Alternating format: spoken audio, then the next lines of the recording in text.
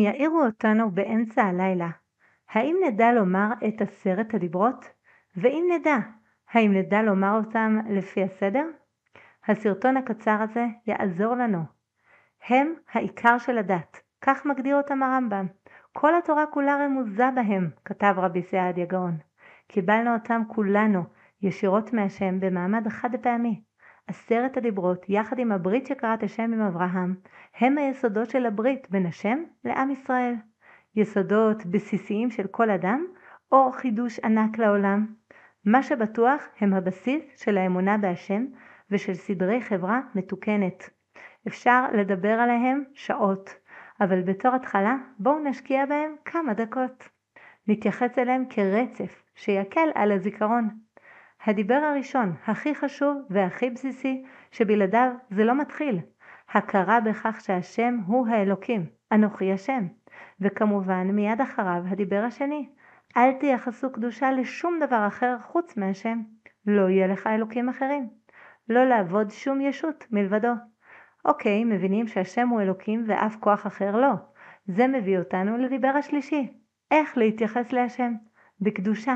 להיזהר מלשאת את שמו לשווא. לא תישא את שם השם לשווא. נחזור על הזרימה של הדברים. יש השם אחד. כל גוף מוחשי אחר לא קדוש. מה שכן קדוש הוא שמו של השם. ועכשיו מגיעים לדיבר הרביעי.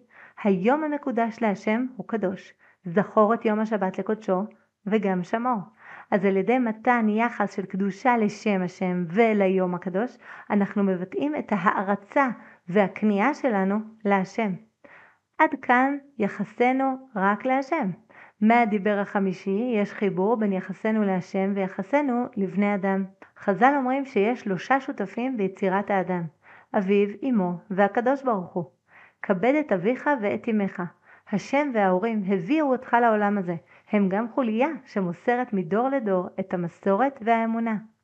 כאן הסתיימו 5 הדיברות הראשונות, ונעבור ל5 הבאות המתייחסות כולם ליחס בין אדם לרעהו.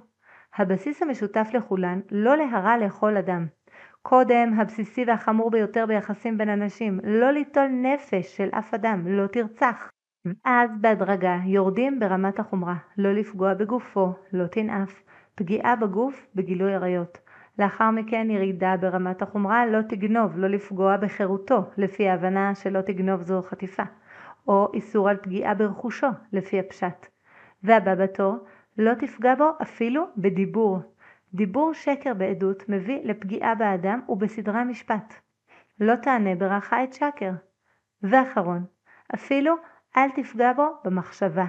לא תחמוד, לא תתאבל לבית שלו, לאישה שלו, לכל מה שיש לו. זו כבר דרישה מוסרית גבוהה יותר. השם דורש מאיתנו מעמד נפש שבו נכיר בזה שמה שלא שלך, לא שלך. ומכאן אפשר אפילו להגיע לפרגון לאחר במה שיש לו, אם לא חפצים בשלו. אלו יסודות יציבים וחשובים.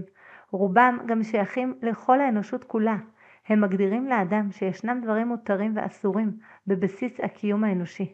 עקרונות שמהם יוצאים תרג ענפים של פרטים. זו הייתה רק פתיחה והזמנה להכיר את היסודות האלה ולזכור אותם. להתראות.